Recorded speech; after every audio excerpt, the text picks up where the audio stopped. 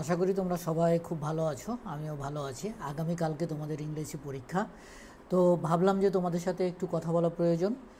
তো তোমাদের বাংলা পরীক্ষা হয়ে গেছে, বাংলা পরীক্ষার আলোকে আমি আজকে ইংরেজির কিছু ইম্পর্টেন্স দিকগুলো তোমাদেরকে আলোচনা করব যে কীভাবে পরীক্ষাগুলো হতে পারে। তো এটা তোমাদের জন্য খুব ভালো একটা গাইডলাইন হতে পারে। তো তোমরা ভালো করে দেখো। প্রথমে আছে talking to people. Talking to people, তো আমরা একটু চলে যাই যে আমরা কি করে কি জিনিসগুলো আমাদের থাকতে পারে। 1 নম্বর, এটা 1.1-এ তোমাদের বেশ কিছু ব্যক্তিগত প্রশ্ন আছে। এই প্রশ্নগুলোর অ্যান্সার আমার কাছে যারা পড়ো তাদের প্রত্যেকের কাছে সুন্দরভাবে অ্যান্সার দেওয়া আছে, অ্যান্সারগুলো করা আছে। তোমাদের ব্যক্তিগত কিছু প্রশ্ন ওখানে থাকতেও পারে, কোনো অ্যাসাইনমেন্টের মধ্যে তোমাদের ব্যক্তিগত প্রশ্নগুলো থাকতে পারে। এগুলো তোমরা ভালো করে পড়বে। অর্থাৎ আমি যে শিটগুলো প্রোভাইড করেছি সেই শিটগুলো অবশ্যই তোমরা বেশি বেশি করে পড়বে, কারণ আমি বুঝতে পেরেছি বাংলা পরীক্ষার পর তোমাদের এই শিটগুলো বেশি পরিমাণে কাজে লাগবে। তো এখানেও কিছু ব্যক্তিগত কোশ্চেন যেগুলো আছে এগুলো তোমরা অবশ্যই প্রশ্নের অ্যান্সারগুলো তোমরা ভালো করে পড়বে।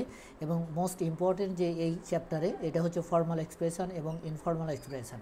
এটা দিয়ে তোমাদের একটা ডায়লগ বা কোনো এসে লিখতে দিতে পারে, বা তোমাদের দুজনের মধ্যে যে একটা কথোপকথন হতে পারে, গ্রুপ ওয়ার্ক হতে পারে, যে ফর্মাল এক্সপ্রেশন এবং ইনফর্মাল এক্সপ্রেশন ব্যবহার করে তোমরা একটা ডায়লগ লিখো, অথবা একটা কনভারসেশন তৈরি করো, অথবা একটা এসে তৈরি করো, এরকম তোমাদের বিষয়টা থাকতে পারে। তো তোমাদের অবশ্যই ফর্মাল এক্সপ্রেশন এবং ইনফর্মাল এক্সপ্রেশনগুলো খুব ভালো ধারণা নিতে হবে।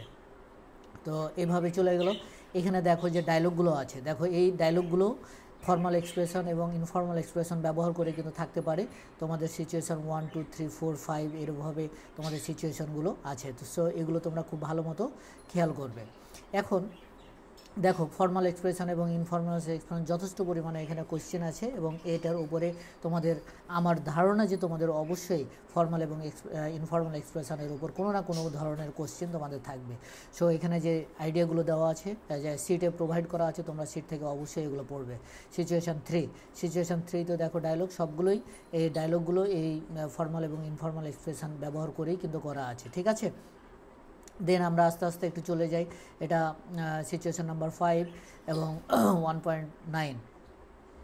ওকে, আমরা এখন চলে যাই। এগুলো তেমন কিছু নেই।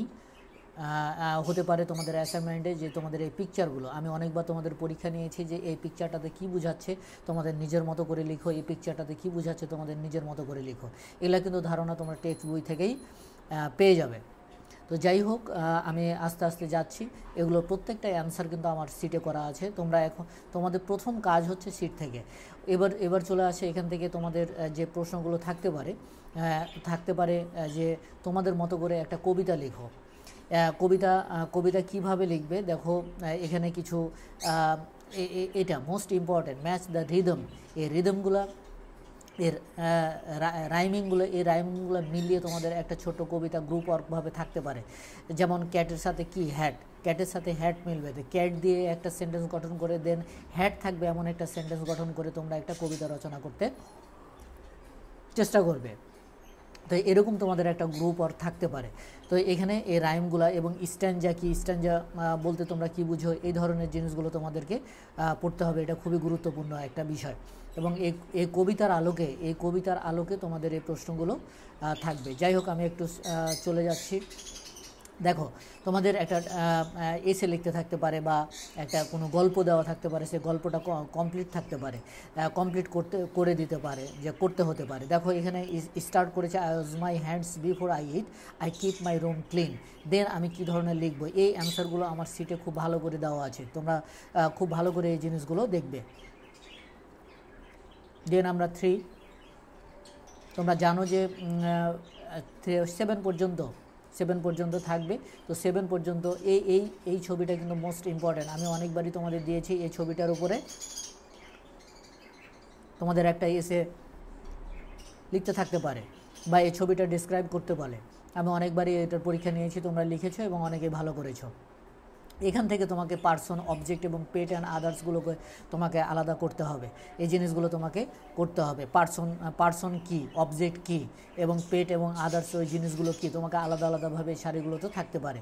তো এইগুলো তোমরা নিশ্চয়ই পারো, এবং যারা আমার ছাত্র না, যারা দেখছো তাদের জন্য আমি বলবো যে এগুলো তোমরা অবশ্যই শিখে নেবে। এই হচ্ছে তোমাদের গাইডলাইন। এইভাবে ওকে, মোস্ট ইম্পর্টেন্ট থিং গ্রামাটিক্যাল এখানে তোমাদের যতটুকু টেক্সটে গ্রামার আছে এতটুকুই করো, এর বাইরে এখন করার কোনো প্রয়োজন নাই, টাইম নষ্ট করার কোনো প্রয়োজন নাই। এখানে নাউন এবং নাউন নিয়ে কথা বলা হয়েছে। তো নাউন নিয়ে আমি অনেকবার কথা বলেছি যে কিভাবে নাউনটা কি এবং নাউন কিভাবে কাজ করে, কোথায় ব্যবহার হয়, এগুলো নিয়ে আমি অনেক আলোচনা করেছি। তো এই নাউন তুমি অবশ্যই খুব ভালো করে দেখবে, সাথে প্রোনাউনটাও দেখবে। ঠিক আছে, তো দেখো ফাদারের প্রোনাউনটা কি, নাউন এবং প্রোনাউন খুব ভালো করে পড়বে। তো এই জিনিসগুলো তোমার অ্যাবিলিটি থাকতে হবে যে এগুলোর বিপরীতে আমি প্রোনাউনগুলো কি ব্যবহার করতে পারি। তো এই হচ্ছে তোমাদের মোটামুটি ধারণা। তো তোমরা আশা করি বুঝতে পেরেছো প্রত্যেকটা চ্যাপ্টারের যে গ্রামারগুলো আছে, এই যে আর্টিকেল ব্যবহার করে তোমাদেরকে একটা ডায়লগ লিখতে হতে পারে, অথবা তোমাদের একটা গ্রুপ ওয়ার্ক দিল যেখানে তোমরা এটা ব্যবহার করতে পারো। তো ঠিক আছে, সবাই ভালো থাকো, আল্লাহ হাফেজ।